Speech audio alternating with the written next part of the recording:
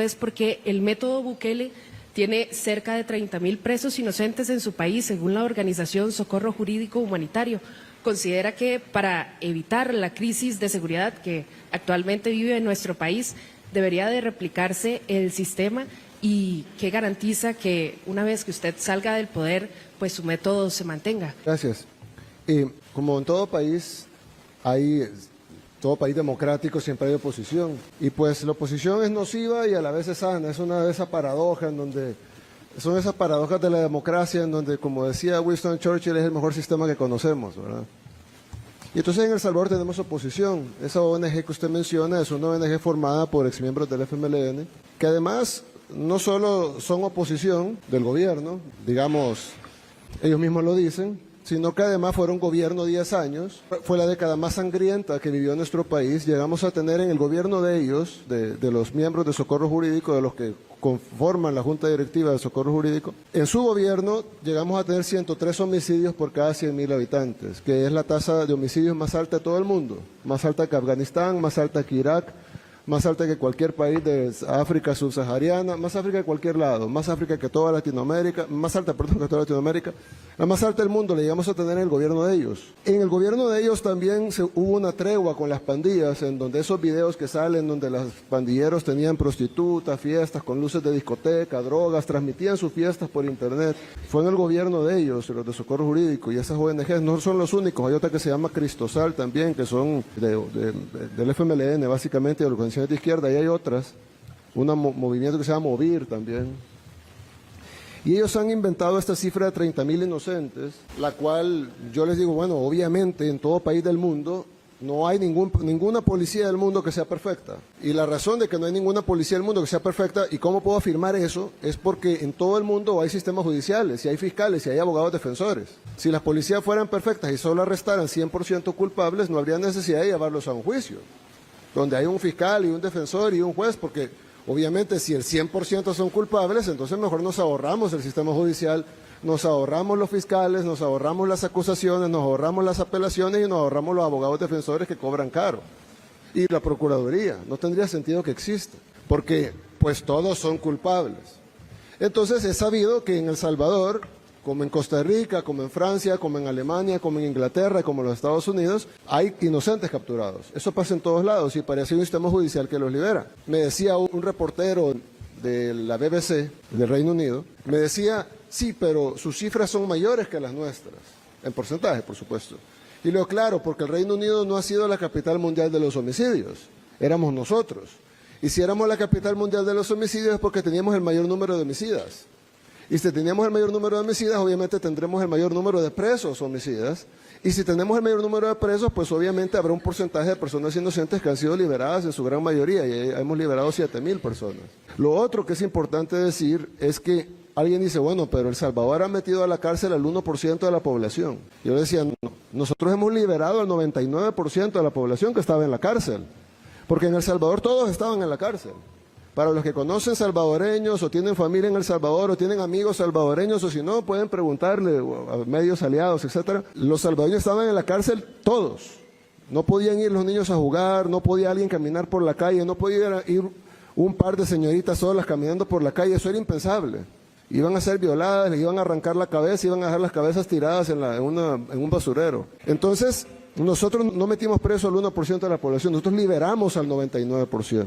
Obviamente las operaciones no son perfectas y pues sin ninguna intención de dañar a una persona inocente, algunos inocentes pues obviamente fueron capturados de la misma manera que lo son en Francia, en Alemania, en Japón y en todos los países del mundo, y estamos liberándolos. Ya hemos liberado 8.000 personas y vamos a liberar el 100% de inocentes. Ahora yo le decía a un embajador, no voy a decir de qué país, pero yo le decía a un embajador que me decía eso. Dice, porque hay que acelerar las liberaciones de los inocentes. Y yo le digo, claro, embajador. Pero ¿usted cree que un país que comete error al capturar culpables no va a cometer error al liberar inocentes? Porque el problema es que me dice, libéralos, pero si los liberamos se van a ir culpables, ahí van a ir a matar. Y yo le conté un caso en donde yo le dije, le voy a contar un caso donde el Estado violó a una niña. Me dice, ¿cómo que el Estado violó a una niña? Sí, el Estado violó a una niña de 8 años y la mató. ¿Pero cómo fue así? Yo le dije, bueno, se capturó a un hombre por violación. ¿En qué año, ministro? Perdón. 2008. Se capturó a un hombre por violación en el año 2008. El hombre salió libre, o estuvo preso como 4 o 5 años, sale libre, luego fue capturado de nuevo por violación en el año 2012, luego salió libre, no le pudieron probar esa segunda violación, a pesar que había estado preso por la primera, luego fue capturado una tercera vez, o ya la tercera fue la nuestra, no. Luego fue capturado por lesiones a una mujer en el 2014, y ahí sí fue puesto, ahí sí lo condenaron, no, ahí salió libre de nuevo, y luego ya en nuestro gobierno violó y mató a una niña. Entonces a esa niña, ¿quién la violó y la mató? Ese sujeto, claro, y ahora está cumpliendo una pena y nunca va a salir de la cárcel, nunca.